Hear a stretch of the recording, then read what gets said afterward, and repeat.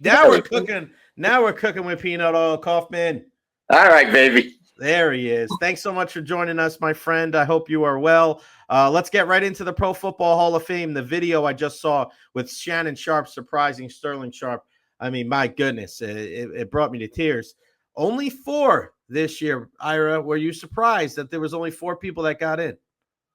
Not unprecedented, Mr. Recher. Not unprecedented, but it doesn't happen that way usually. It's been 20 years since the class has only been comprised of 4 candidates. I was a little surprised, I got to admit. Now, when the meeting ends, we don't know who's getting in. We don't know. All we know is the guys who are not getting in, basically. But we don't know who's getting in. Now, I feel bad for guys like Corey Holt, who's been waiting his turn, and Larry Fitzgerald coming in next year is not going to help Corey Holt, Reggie Wayne, or Steve Smith. You know, he's gonna vault past all of them. Okay, and I also felt bad for a right tackle for the Bengals by the name of Willie Anderson. He's been bopping around close, and you know, only getting 4 guys in, Jay, instead of 6 or 7. It means that the guys in the back of the line are still in the back of the line, and we want to get fresh bodies in that room. Guys like Simeon Rice to talk about, Jay. So, you know, the next few years, there's going to be a lot of good first-year eligible guys, and there were this year too. And it just makes it very, very tough on the rank and file. Our guy, Ira Kaufman, joining us, longtime writer for the Tampa Tribune, and, of course, with our friends over at Joe Bucs Fan. Check everything out there at joebucsfan.com. Ira, are you surprised any of those first time? I mean, I look at Vinatieri, I look at Luke Kuechly, I look at my guy Eli Manning. Which one of those is the biggest surprise that they didn't make it on the first try? To me, it was Kuechly. Kuechly, who had a very similar career to Patrick Willis with the 49ers, rather short, 7 or 8 years. But, Jay, the guy was a Defensive Player of the Year. He was a 5-time first-team All-Pro. First-team All-Pro. You know, Eli Manning doesn't have those that kind of hardware. What he's got is 2 spectacular postseason runs with the Giants, no question. I think Manning's going to get in, Jay, but it just didn't happen in year 1. A lot of great players, a lot of them, didn't get in on year 1. It's going to happen for Eli, but I'll tell you, Drew Brees is in the mix next year. Jay, I don't know what you think, but in terms of body of work, I don't think you can make an argument that Eli Manning had a better career than Drew Brees. Not in my book. No, especially winning the Super Bowl, that definitely helps him. But all the passing records and just the amount of yards that he had and the success, there wasn't as many kind of peaks and valleys as we saw with Eli. Because Eli's an enigma. I really have never seen a quarterback in my life be able to miss open throws to players and throw the ball at their feet and then make 2 of the greatest throws that we're going to ever see. Like, there's nobody like Eli Manning. What was the general consensus? Was there humming and hawing? Because who did it was Gary Myers or was it Bob Glauber who did the Eli presentation? It was Bob Glauber, ably assisted by Gary Myers. But you know the knocks, Jay. You know the unchecked boxes, the 500 career record. A lot of people say, well, he didn't have anybody with him. Jay, Drew Brees, to my knowledge, didn't have Terrell Owens and Randy Moss those years. I mean, Jimmy Graham was a pretty good tight end for a few years. Marcus Colston. Jay, I'll give you an example. Marcus Colston. If he was on the Jacksonville Jaguars those years, you know, he would have been a 2nd, 3rd receiver. Yeah, okay. You know, he would have caught 50 balls, you know, for 650 yards and 5 touchdowns. He was the best that Brees had at that time. And every year, the damn Saints are either 1, 2, or 3 in total offense, scoring offense. Sean Payton had a lot to do with it, Jay, but Brees was the mastermind. I think he's going in next year without much of an argument. Yeah, I agree with that. And I also wonder too, if you look at the other side of that argument, did Eli ever really play with an extremely gifted play caller? Did he ever really play for a guy that was a head coach or an offensive coordinator that really accentuated his strengths and had that type of Peyton McVay, even Josh McDaniels with Brady, right? Like he didn't really have a guy like that. So I wonder if maybe next year going into that, I was like, hey, he kind of did a lot of this stuff by himself. But I'm with you. I mean, I just don't see how he gets in over Drew Brees. Maybe he'll get in with him, but not after. What about a guy like Adam Vinatieri? I mean, I think a lot of people think it's the consensus that he's the greatest kicker alive. You're talking about a multi-time Super Bowl champion. Are people just not fans of kind of the specialty, guys like that where they have to earn their keep a little bit, maybe get in second, third, fourth time? He was close, Jake. He was close to getting in his first season. Morton Anderson, who held the scoring record at the time he was a candidate, he didn't get in his first time. He had to wait. Ray Guy, the punter, the only punter, he had to wait a long, long time. So I think, Jay, in the back of some of the voters' minds, there's 50 voters, am I going to put a kicker as good as Vinatieri is, probably the greatest clutch kicker? I don't think you could argue he's the most accurate kicker in NFL history, but, big kicks. I mean, the one in the snow against the Raiders, Gruden's heart, that sent the game into overtime, and then he won it with another kick, on a snow-covered field. He was close, Jake. He was close. It wouldn't shock me if he got in year two. He was close, and Kuechly was close. So we'll see what happens. Now, one more thing, Jay, I want to say about Manning. In his favor, and I use this as part of my Rondé Barber presentation. Not all of it, but it's worth mentioning, certainly. Eli Manning's durability was off the charts. It was historic. I don't know if he ever missed a game due to injury. If he did, it was a handful. Never did. And so in that position, to do that, I mean, that's Brett Favre-like. It is. So you got to give him credit for the durability. And, Jay, and I made this point in the room, it wasn't just the 2 Super Bowls. It was the games that were leading up to those on the postseason run. I think he went into Dallas. They were the number 1 seed. He went into Green Bay, beat Favre. So And Rodgers. He went into Green Bay, beat Favre and Rodgers. Yes, it's not just the Super Bowl. He's going to have his day, Jake. He's going to have his day. What about the voting? I know, and it was really cool. Rob Motti, our good pal from the AP, put out all the list of the voters who all voted for the awards. You were on that list of those 50 distinguished members. Really cool to see both you and Greg Allman from the Tampa Bay area. I mean, 2 of the 50 from the same city, I think is really awesome. Let's start with the MVP, Josh Allen, Lamar Jackson. Any surprise there? I mean, Lamar first team All-Pro, but Josh Allen wins his first MVP. That's how I had it on my ballot. By the way, Jay, as they were announcing the awards last night on NFL Honors, I turned to my wife and I said, I voted for that guy. I voted for that guy. Every one of those awards, that's the guy that I voted for. Patrick Surtain, Kevin O'Connell, Jared Verse, Jaden Daniels, all of them. Assistant Ben Johnson. I had a perfect night last night. Now, let's drill down on this MVP thing because I've seen some national guys that are well respected, Jay. They're stunned that the same person like me could name Jackson first team All-Pro, yet vote for Josh Allen for MVP. Here's my response, Jay. If you want to make the MVP award, Jay, just the best player, you might as well do away with the MVP award. It loses all its meaning. I don't approach it that way. That's why Joe Burrow didn't get much traction, even though his numbers were phenomenal. I mean, the Bengals were lousy, and they didn't make the playoffs. I'm not voting for a guy of an MVP for a team that didn't make the playoffs. Now, you remember Andre Dawson one year, Jay. You won the MVP for the Cubs. They were not a very good team. But he was by far and away the best player in the league, far and away. I don't think you can say that about Jackson over Josh Allen. So what I'm saying is, Jay, I think Josh Allen had less to work with than Lamar Jackson, and they had a better record than the Ravens during the regular season. Postseason doesn't count, but of course, the Bills beat them anyway. Right. I'm okay with Allen winning the MVP. I thought he was the MVP of the league. So how does that differentiate then for somebody on the outside going? So when you're looking at All-Pro, you're looking at statistical individual seasons that way, and then the MVP being, who is the most valuable to their team, taking everything else into consideration?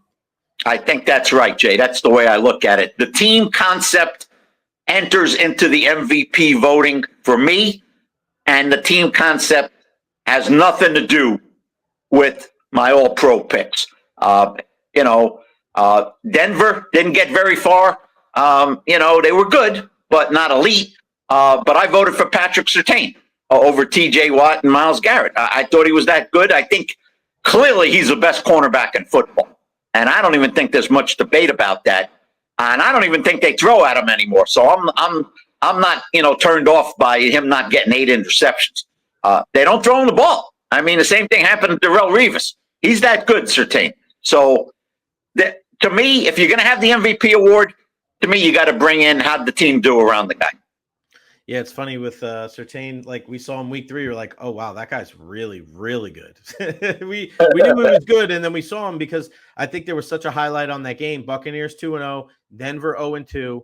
It's kind of wild to think back to week 3 and look at how both of those seasons unfolded for both of those teams, right? I mean, I don't think anybody was looking at Denver after their 0-2 with Bo Nix as the quarterback on this is going to be a playoff team this year. And then the Bucs lose that game. We're like, all right, well, what are the Bucs really about? They were able to kind of come back and win the division. You mentioned a name that has been popping up a lot recently around here, and that's Myles Garrett. This is a guy that he's a perennial candidate for the Defensive Player of the Year, Ira. The Buccaneers, I don't know if they've ever, and I'm not trying to slight Simeon Rice, but I don't think the Buccaneers have ever had a pass rusher, maybe dating back to the Leroy Selman days, right? Myles Garrett is the truth. What would you think of the Buccaneers ponying up? Maybe 2 first-round picks, swapping other picks. Like, what is your mindset, your thoughts on the Buccaneers possibly going out and trading for Myles Garrett? I think it's going to be driven by ownership. And from what I can determine, Jay, ownership, I think they're putting all the chips in 2025. They think this team's ready to do it. And why shouldn't they think that? This is one hell of an offense, Jay. And Godwin didn't even play the last 10 games. And when he got hurt, he was the best receiver in football at that time. He was averaging 7 catches a week. Right. We talked about this on my podcast, Jay, with my 2 guys from Joe Bucs Fan. And we posed the same question. Would you give up 2 first-round picks? All 3 of us kind of said, I think we would. Jay, first-round picks, especially when you're not picking in the top 5 or 10 and the Bucs are not, that's 50. That's 50-50, Jay. Mm-hmm. And you said it. Myles Garrett is the truth. He was the number 1 overall pick for a reason, and he's backed it up. I thought from the first time I've ever seen Myles Garrett, I said, that guy's an elite football player. And, he's not 33, Jay. He's not 33. He's in his prime. Right. And you mentioned Simeon Rice. I think it's kind of a similar situation. They had Warren Sapp. Now, I'm not trying to compare Kalijah Kancey right now, Warren Sapp. But the strength of the Buck defense is the 2 defensive tackles. And, they added Simeon Rice off Sapp's right shoulder. And a year or 2 later, they're holding up the Vince Lombardi trophy. I think, Jay, here's my most important point about Myles Garrett with the Bucs.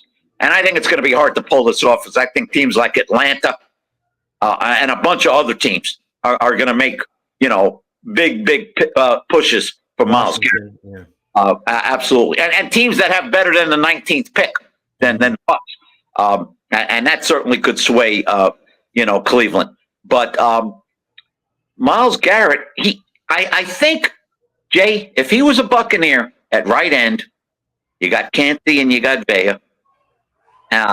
Jay, I think it would really affect the way Todd Bowles calls his defense. I think it would be much more aggressive. You're not going to see, hey, take an 8-yard pass. We just don't want balls over our heads. I think a lot of that came from Bowles looking at his roster and the injuries and saying, this is probably the best way we have to win. Don't get beat by the 40-yard pass, tackle. Now, Jay, they're not a great tackling team, so that didn't really work out. But Myles Garrett, I think he changes the equation in Tampa. He does. And I had our good buddy who used to work with ABC Action News, John Sable, on yesterday from up in Cleveland. The one thing that I heard from him that I haven't really heard from everybody else was that Myles Garrett and Baker Mayfield maybe weren't, kindred spirits there in Cleveland. But you have to wonder, is that because of the surroundings, or is that because of, maybe they just didn't get along? So that could be a deterrent from Myles Garrett. But I think both those guys are probably much different now than when they, Right. the way they were there in Cleveland. But, I look at the upcoming draft, Ira, and it'll be here before you know it. At 19, I know it's tough to call because we don't know who's going to be there, but position-wise, we're locking in on one of three, right? Pass rush, linebacker, corner. Yes. And I don't know if it's not an elite pass rusher. I know everybody loves the kid, Mike Green from, everybody picks a guy at the Senior Bowl. Oh, everybody wants him. But, man, they need help at that linebacker position, Ira. That's the one spot I keep looking at, whether Levante comes back or not. They need just all-around guys that can tackle and run sideline to sideline, don't they? You're not wrong. And part of that equation, Jay, is not knowing if Servassier Dennis is ever going to put in, a 15-game season. I like what I see from Dennis, Jay, when he plays. I think he flashes potential. And you mentioned Levante David. Look, what is there? Maybe a 70% chance that he's coming back, but there's 3 out of 10 chance he retires. I mean, he's not going to go to another team. He's not. But he could retire, and that even accentuates the need for a linebacker. Here's the way I look at it. Jay, would you rather have the 5th best pass rusher in the draft? Because everybody's covering these pass rushers. And you mentioned Mike Green. Or would you rather have maybe the 2nd best cornerback? That's a tough one. I'm not a Jamel Dean fan, Jay. I don't know how you are with Jamel Dean. Even when he's healthy, I think he's okay.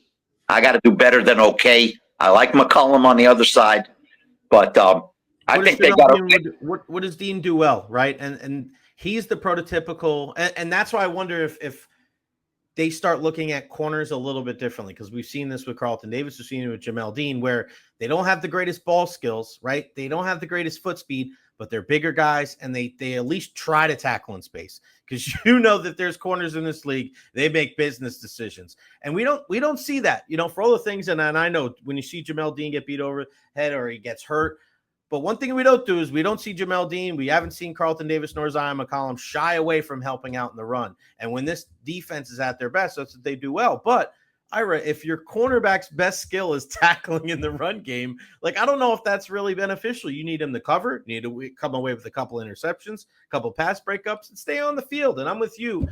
Good guy, seems like a good guy, and glad that he came back, because I think it was overblown that he didn't get along with a guy like Todd Bowles. But could they do better? Do they need to be better at that spot if they're going to be an elite defense? I couldn't agree with you more. Jay, they do their post-season analysis, and to me, it would take 20 minutes to realize the number that stares you in the face. Absolutely. And it's killing Todd Bowles every freaking day in the offseason. 7 interceptions, Jay? 7? They played 18 games this year. 18. 7 times they got their hands on the football on a pass. That's unacceptable, Jay. Now, the way you got to look at it is part of that they didn't have a consistent pass rush. You bulk up the pass rush with a Myles Garrett, you can get away with an average cornerback, Jay. So there's a lot of ways to look at it. But they got to do a lot better than 7 interceptions, because Todd Bowles is a former defensive back in this league, and he can't stomach that number. No. And you know what? It'd be one thing if they didn't ever get their hands on the ball, but they drop interceptions, Ira. I mean, Deion Jones in the playoff game hit one right in his chest. So it's not like you never see them almost. There's a lot of, they got to come down with that. And you got to be opportunistic. And I don't think you could really use that word to describe the Buccaneers defense this year. Before I let you go, I want to ask you about the Super Bowl. Chiefs, you've been following this team for a very long time. They're going to make history 3 in a row. Their NFL's already talking to Pat Riley to see if they can get in on the trademark of 3-peat, but they're facing a team that is built the right way, Ira. They're built in the trenches. They run the football. They got a lot of skill.